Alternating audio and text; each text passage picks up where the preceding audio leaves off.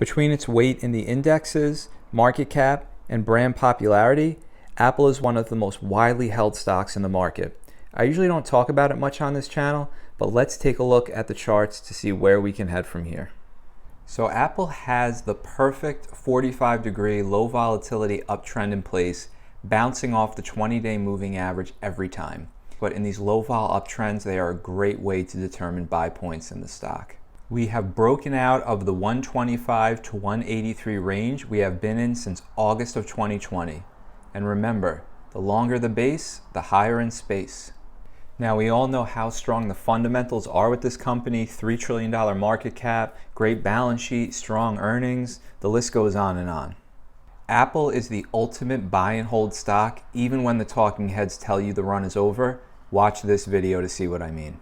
This candle we printed on the weekly is called a shooting star candle. This is when prices were pushed up only to reverse and close lower, unable to hold on to the gains. This is usually a sign that the market has reached a short-term top and may trade lower. Now, Apple has printed 3 of these candles in the past, and we want to look at the next period's trading for confirmation, and you can see all the bigger red candles that followed this candle formation in the past. Here are the corrections that we saw after the shooting star candle formation. We saw one of about 16%, then we saw one of about 27%, and then one of around 30%. Now, that was during the bear market of 2022 when there was a lot of selling, so I'm not sure we will see that level of decline this time around, but anything is possible.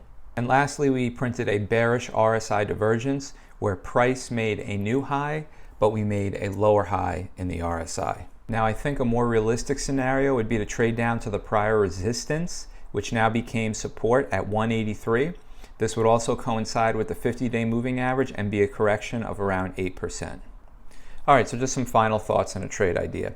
Apple has gained 53% this year, which is considerable for a mega cap stock. I mean, any stock really.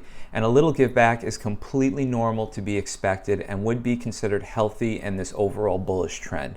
Now, you can always trim, you can buy puts, sell covered calls, or even sell call credit spreads. Now, as a form of cheap insurance, I'm thinking about buying a September 190-180 put spread for $2.83.